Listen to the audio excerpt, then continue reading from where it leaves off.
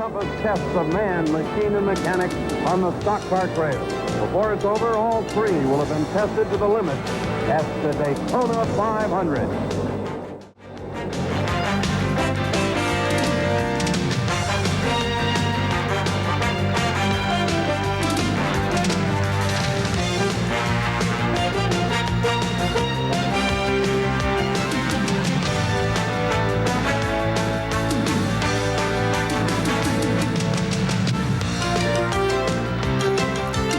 Hello, everyone. I'm Dave Despain, and we're bound for the glory days of stock car racing, the 1967 Daytona 500. It was 8 years after the opening of Daytona International Speedway, and the 500 had become a huge American sporting event. Nearly 100,000 people on hand, major media coverage.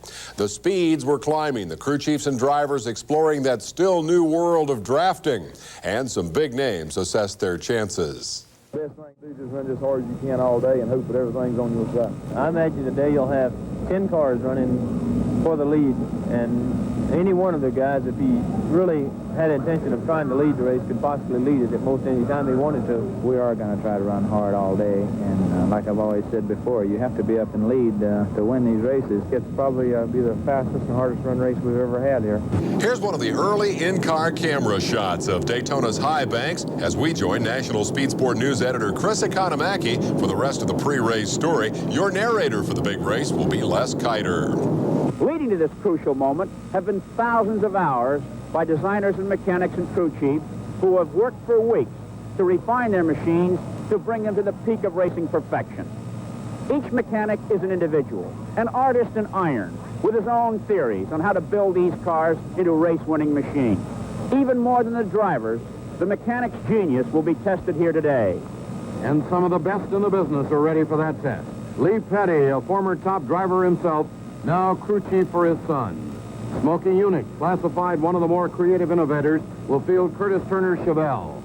Jack Sullivan, crew chief for former NASCAR champ Fred Lorenzen.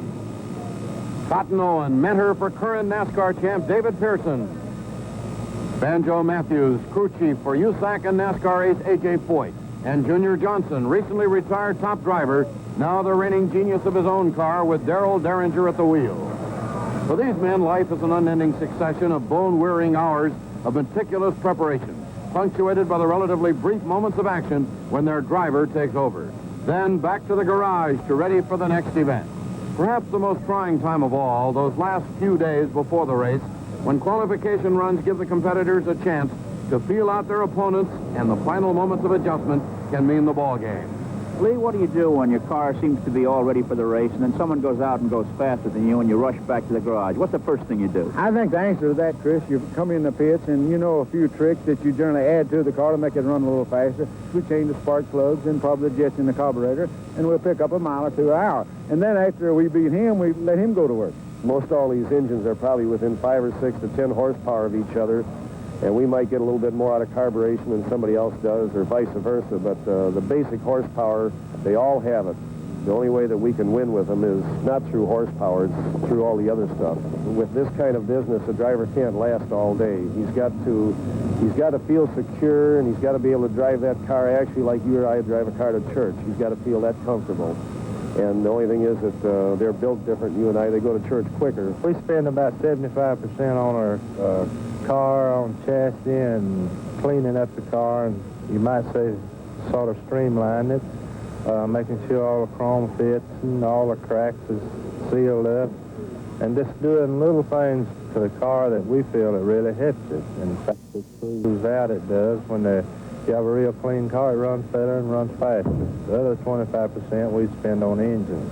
Well, you just keep on your toes and go to all these big racetracks, and we work for basically Ford Motor Company, and they do all the testing and make everything like it should be, and then we just we call it massaging now of keeping the cars up.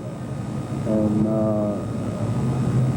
the main thing to keep up with speed is have a good driver, and I think in AJ we have probably the greatest race driver there's ever been, from all of his different types of wins, and I don't know, we call him our little hero. And so most of the drivers are heroes to their mechanics, as are the mechanics to the drivers. This relationship, born out of long hours together and mutual respect for each other's skill, is one of the key ingredients in this brutal game. Would you say that this is also a mechanics race today as well as a driver's race? They're just as important as a driver. They got to be able to tell you what to do and when to do it, and I depend an awful lot on the pit. For many teams of driver and mechanic, strategy is a mutual effort, and for many, the word is draft. Drafting is the delicate technique of getting a pull from the car in front by driving so close behind as to be sucked along in the vacuum. I plan to draft all day. That's going to be our strategy. I can tell you that now that the race has started. The cars are on the road. Nobody can change. And we've geared the draft, and we're geared to run 4 stops and only 4 stops. How about the drafting, Tony? Is it better to be ahead of someone or behind someone? It depends on the car. One car makes a better vacuum for the other one. One car can draft behind a car, and you can run faster by having this car behind than you can if you go to the front. Like my car can draft better than it can pull, because of the fact that it's higher and more square than some of the others. So you're better off being behind someone. That's right. I can run easily over 180 in a draft, and with by myself probably 176. Is drafting going to be part of your racing philosophy today? Yes, it is. We did put a little higher gear in than we normally run because we felt the excess speed would turn the engine too many RPM. So we are a little bit on the high side, and I will draft quite a bit today. Some of the drivers plan a very simple race. Well, you can't run exactly flat out because you have to breathe the engine a little bit, but I would say the 500 be run just about like the 100 milers. Flat out, run as long as I can, as hard as I can. To lead or to try to win, I don't think you'll be able to conserve anything. It'll just be all out. All out or hold back and draft. The race and the answer in a moment. Sitter Curtis Turner, with Richard Petty's blue Plymouth at his shoulder, takes the 50-car field to the flag in one of the great moments of sport.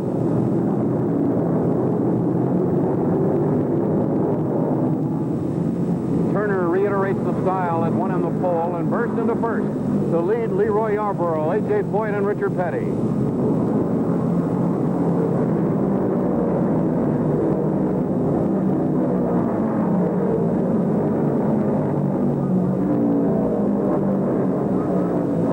Sideways whirl of the 31-degree banking, Turner, Yarborough, Petty, Foyt, Goldsmith, and Pearson in the vanguard. It's Turner all the way on lap 1. His classy, smoky Unix-prepared Chevelle giving Pops all he needs. But the 92,000 fans know Petty's electric blue Plymouth and Yarborough's number 12 Dodge Charger are contenders of the first order, and look for some fireworks. Fireworks it is. Petty draws a beat on Turner and muscles by on the back straight. Yarborough's right behind and takes Petty too. But the lead in the 500 is a tenuous possession, and Yarborough and Petty can expect plenty of glory hunters. Within laps, an anxious Banjo Matthews sees A.J. Foyt assume command of second and then into first, besting Yarborough for the top spot.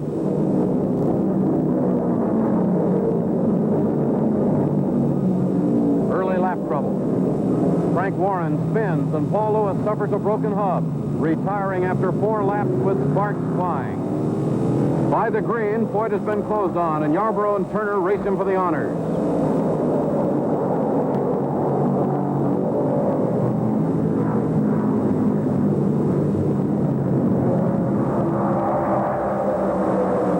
First Yarborough, then Turner vanquish Foyt, and Buddy Baker in the number 3 Charger appears in the front ranks. Baker quickly passes Foyt, serving notice that he's been on greater things. Turner's the next to feel Baker's dodge on his tailpipe, and Baker shoots past, aiming for the lead. Now it's Yarborough and Baker, 2 Dodge Chargers, leading the throng. And promising young Buddy Baker, whose father, still an active driver, becomes the 4th owner of the lead. At the 20-lap mark, it's Baker, Yarborough, Turner, Foyt, and Pearson.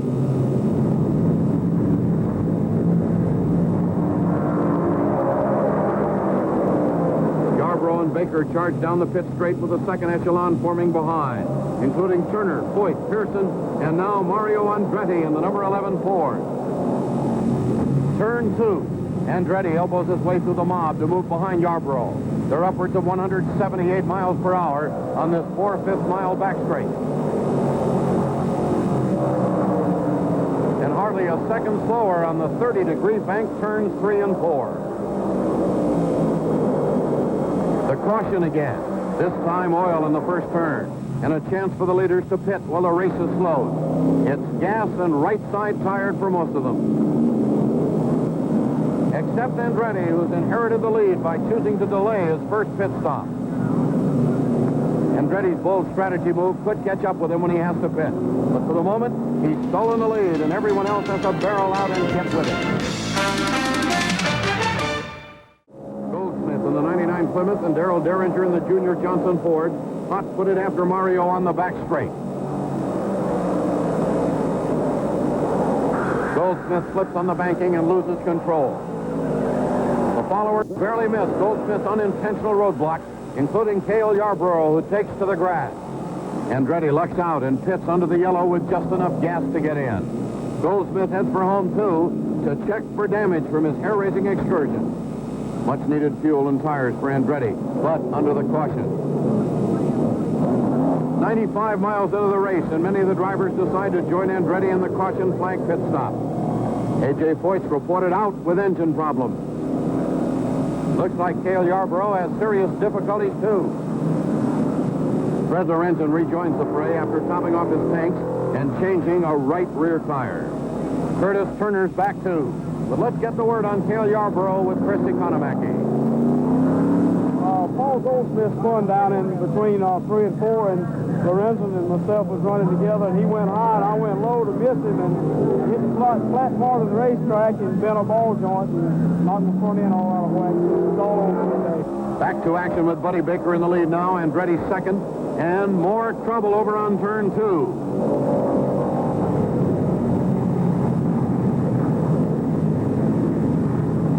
Sam McQuagg by slowly. He must have been involved. And under the caution, more difficulty over there. Word is John Sears and Don White spun. Then debris on the track caused flat tires for Richard Petty and Dick Hutcherson. Petty limps in. It looks like a sale day in the pits. The report now, Ramos Stott and H.B. Bailey were also involved. Baker's out again, apparently unscathed. Chris Economaki talked with Dick Hutcherson. Seems like we all had trouble at the same time, Chris. Don White, I believe, caused the caution flag when he blew a tire.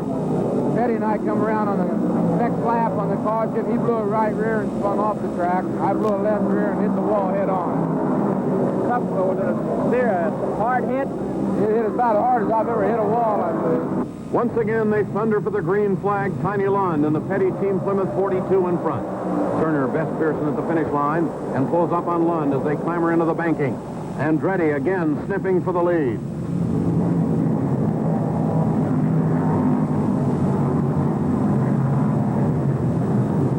Andretti breaks the draft and whips into first. The phenomenal USAC champion legs it through 3 and 4 with Pearson behind and Lund and Turner side by side on the high turn.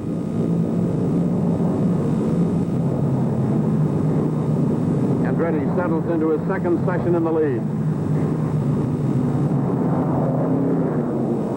Ken Spike's engine lets go. More oil and another caution flag. Another pit respite. And NASCAR defending point champ David Pearson brings his third-place Charger in for tires, gas, and the works. Curtis Turner takes time for left side tires. Darrell Derringer does too. Leader Andretti seems in more serious trouble. They're adding oil. Dry cement is spread to absorb the oil on turn 1. And for the 5th time, they bunch under the yellow ready for the green. Pearson, Derringer, and Turner leading the assault.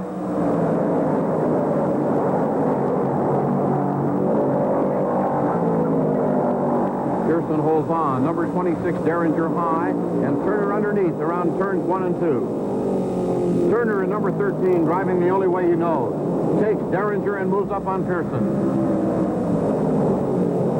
Andretti joins in, and there begins a 17-lap battle, which is to see the lead change 9 times among Pearson, Turner, Derringer, and Andretti. Andretti, lapping number 11, his Holman Mooney Ford in the consistent 180s, finally gains the advantage over Pearson to hold top spot.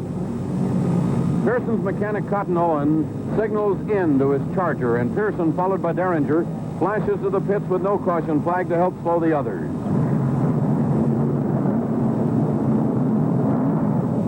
As the laps speed away, Andretti has a new pursuer, Fred Lorenzen, and the other Holman Moody Ford.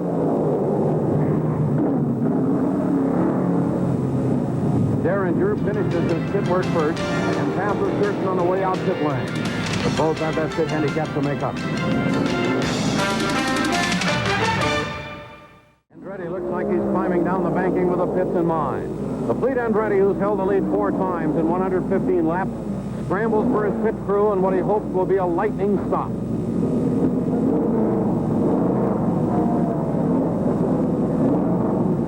But not fast enough. He loses the lead to Fred Lorenzen, who won this race in 1965, but takes the lead now for the first time. Andretti patiently sits out a tire change and windshield watch by John Holman and pulls out after a 30-second stop. Bye-bye, Buddy Baker, after leading the race 4 separate times. Now Lorenzen's turn at the pits. The Class A NASCAR record money winner sets his car for drafting, hoping to make one less pit stop than the opposition. But caution flags have evened things out.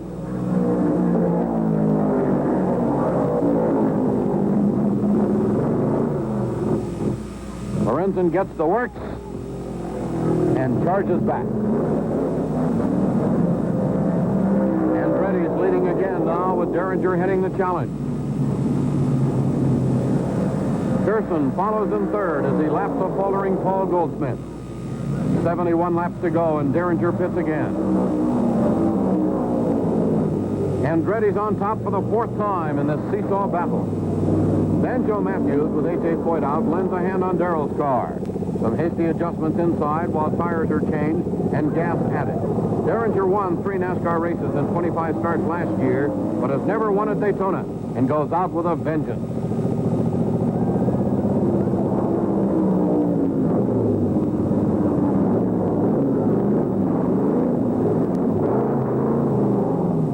The 6th caution flag. This time, Innes Ireland blew an engine.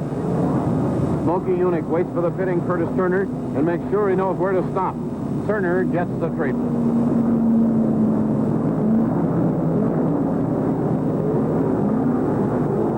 Andretti took advantage of the caution, as did Derringer, who returns quickly. So does Curtis Turner.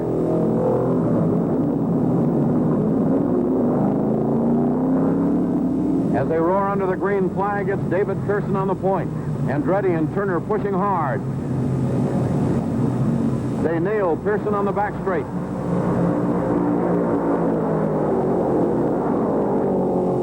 Derringer in the number 26 Ford soon joins the act and storms after Andretti.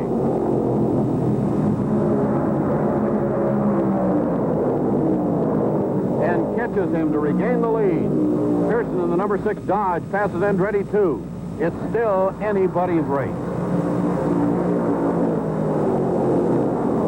Derringer, Pearson, Andretti, Turner, the late lap protagonists play 180-mile-an-hour follow the leaders with more than $40,000 at stake.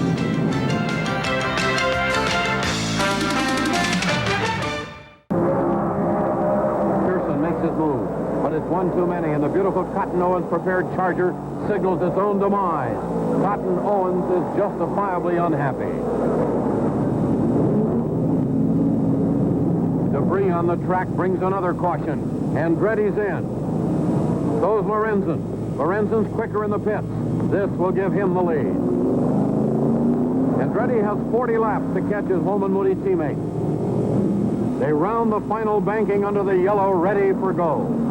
At the green, Andretti breaks the draft and blasts into the lead, leaving Lund and Lorenzen to battle for second and upsetting Jack Sullivan. Andretti's opened his lead to 5 car lengths while Lorenzen is caught behind Lund. Drafting Lund at this point won't help. Andretti's enjoying his most comfortable margin of the race. His Fairlane suspension set up for maximum speed and handling. A forlorn Lorenzen in number 28 trapped behind Tiny Lund's Plymouth with a chassis set for drafting when he needs top speed. Andretti's pouring it on. His lead close to 20 seconds with Lund still second and Lorenzen trying desperately to get by. Andretti's been averaging almost 180 miles an hour in one of the finest drives of his varied racing career. He's making Lorenzen's job doubly difficult. More trouble. Oil on the track sends Gary Grant and Jim Hurtubise into a nose-down spin. There's no collision involved, but the caution's out for the 9th time, and with just 2 laps to go.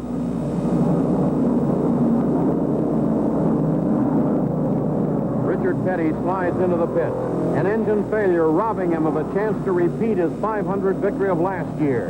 And teammate Tiny Lund pits too, out of gas. Mario Andretti, with a caution guaranteeing no change in position on the track, is only a few turns away from being the first USAC driver ever to win the NASCAR-sponsored 500. And he takes the checker under the yellow with Lorenzen second, James Hilton third, Tiny Lund fourth.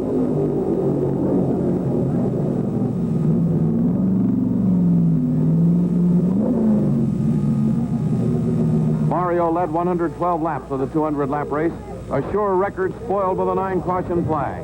The lead swapped hands 36 times among 9 men, but Mario earns the $43,000 first prize. He's jubilant. And here is the winner of the 9th annual Daytona 500, Mario Andretti. Congratulations, Mario. You must be a happy boy. Oh, beautiful. I'm so happy I can't stand it. Well, it was one of the most thrilling races we've ever watched. What was it like behind the wheel? Well, it was a lot of work because I was never able to shake away from anyone except toward the end. I broke the draft and I was able to go on, but we were together and, well, I was never sure of anything until the very last lap, really. It was a real hornet's nest during the early going, Mario. Was that a little bit testy for you? Well, it was a bit. You know, when you're in a bunch like that, you get bounced around by the wind and one thing or another, so you're working pretty hard, believe me. The old Fairlane never skipped a beat, though, did it? Oh, never. Beautiful. It just ran wonderful. But not all of them did. Only 18 of the 50 starters were in action at the finish. Testimony again to the brutal demands not only on the driver, but also on his inseparable partner, the mechanic. It was a classic Daytona 500.